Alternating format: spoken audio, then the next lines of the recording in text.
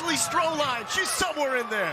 Hey guys, I'm hanging out with the Zoo crew right now, and one factor that we've heard about all week is this atmosphere here at Washington Grizzlies Stadium.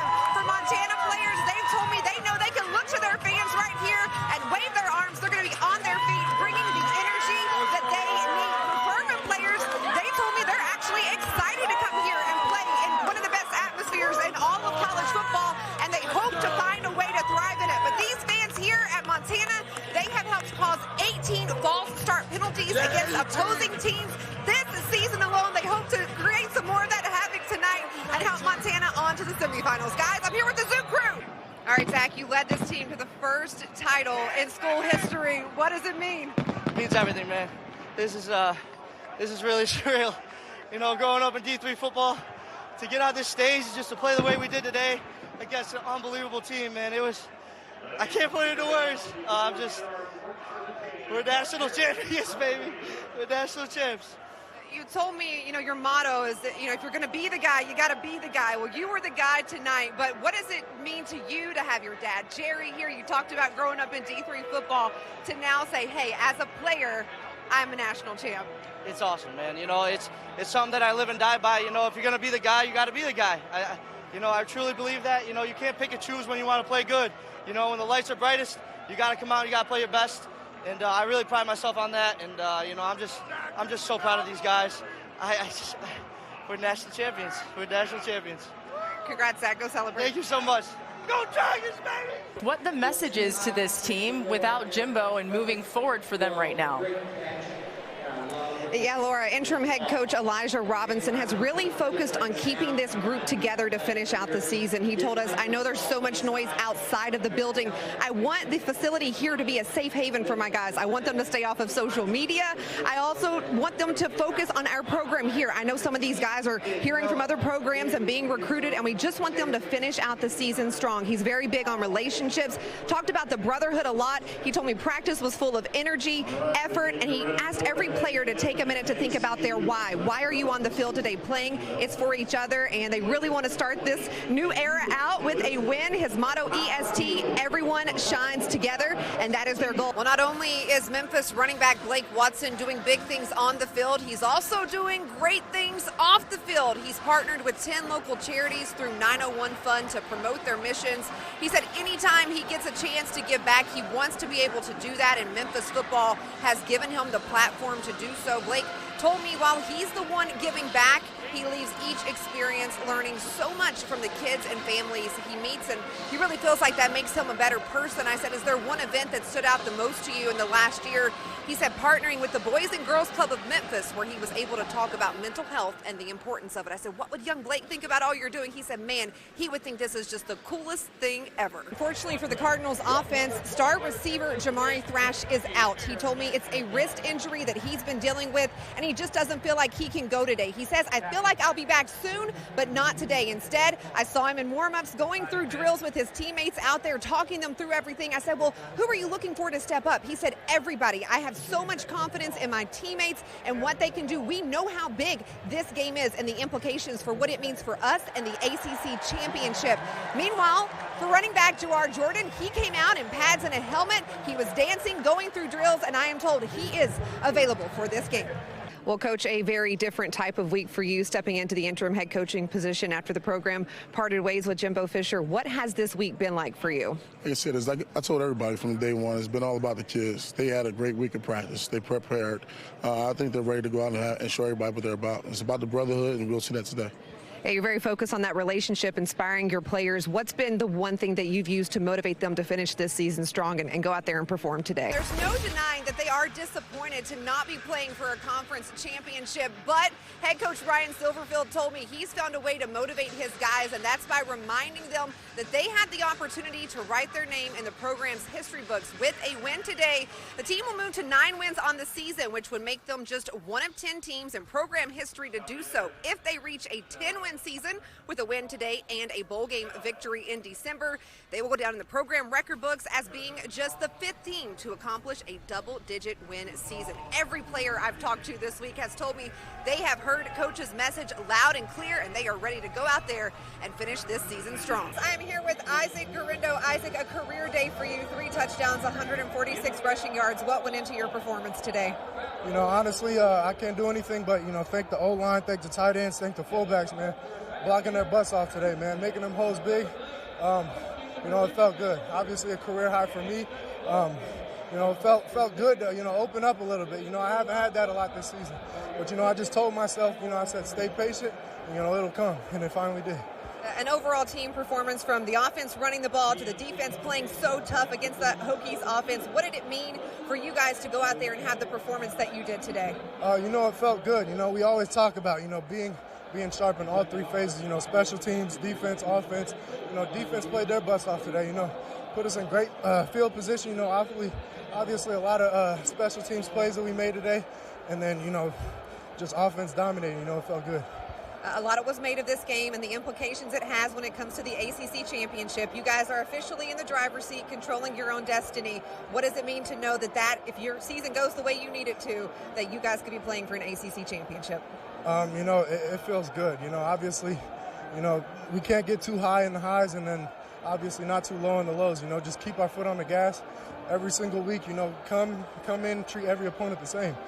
We got to go 1-0 each week. That's what we always talk about. So, continuing to keep that mindset, All right, Isaac, thanks for your time. Congrats on the win. As I can tell you, when that Boston College defensive unit came off the field, they were not happy. A lot of conversation going on.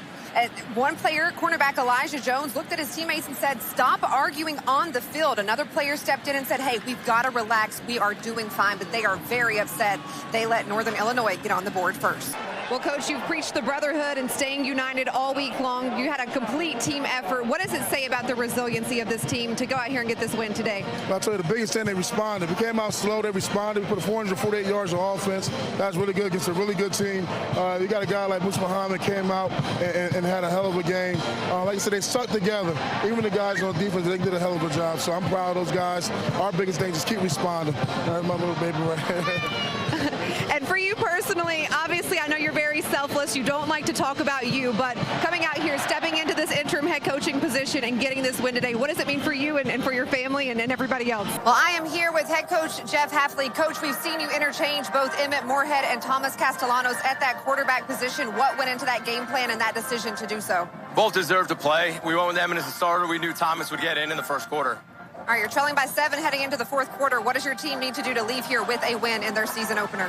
Yeah, guys, well, this head coach Haupt told me that he didn't have a lot of adjustments he wants to make for this second half. He said it's simple.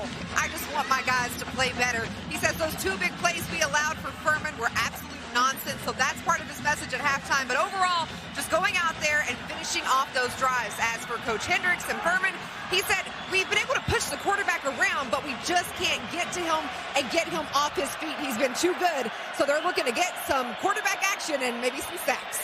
Well, Coach, you are headed back to the FCS semifinals for the first time since 2011. What does that mean for Montana football? Well, by the skin of our teeth, we kind of like to think that that's where we belong. But Furman almost kept us out of there. So good job by their kids. Their coach set a great plan. They did a nice job against us. You talked about keeping the season going, to keeping the brotherhood together. I saw you running out here. You threw the headset, got to celebrate with your team. What do moments like this mean? Blake West trying to counter it here on the mat. All right, so that was Rocky Lombardi doing some wrestling calling, loving him as an analyst there. And, Dad, a whole family of athletes. You played football. Rocky told me his other brother plays football. The sisters play volleyball. So, obviously, a very competitive household. Very competitive household. Here, it's just 3rd down and 10 here. He had to take the check down. They had good coverage, and the Devils checked it down. It's protecting the lead here. But, yes, it's very much a family affair. Mom played volleyball at Mankato, and I played at Arizona State football. And so they grew up as gym rats. They've been around it their whole lives. And, again, it's really fun to watch them enjoy what they're doing. Absolutely. Look, Courtney Hudson, Dad getting in on the calling for us as well. Maybe a family of broadcasters, the Lombardi family taking over ESPN here. I'm going to send it back to you in the booth. All right, it's officially time for tonight's 2023 Stag Bowl Trophy presentation. Committee Chair Matt Moore, head football coach, University of Northwestern St. Paul, here to hand over that trophy to Cortland football.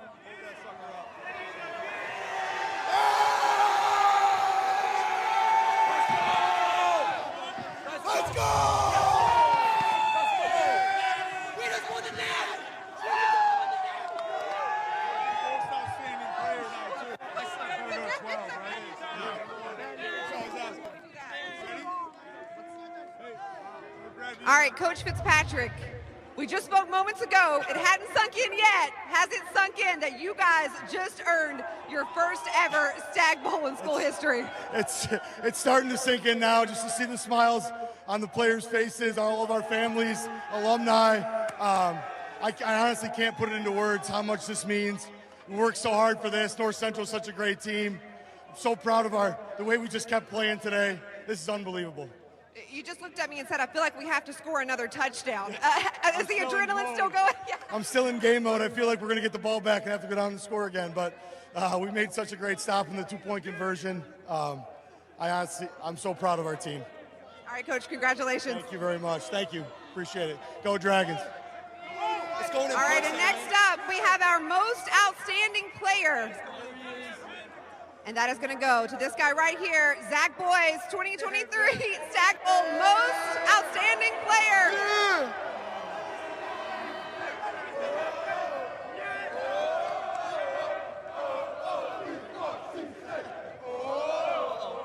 Sorry, we get a little excited. Zach, quite the celebration going on, but for you to grow up in D3 football and to now be the quarterback at Cortland, leading this team to a D3 national championship, put it into words for me what it means.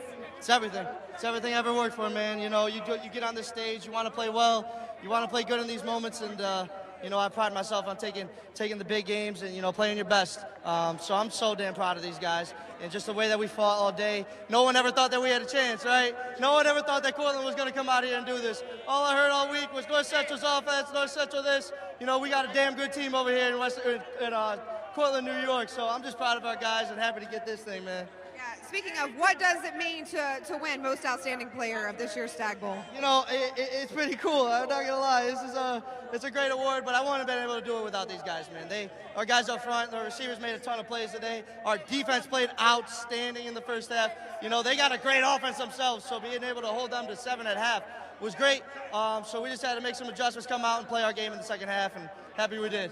All right, what's the bus ride back home going to be like? Oh, man, I don't know. It's going to be a lot better with that national championship, though. I'll tell you that.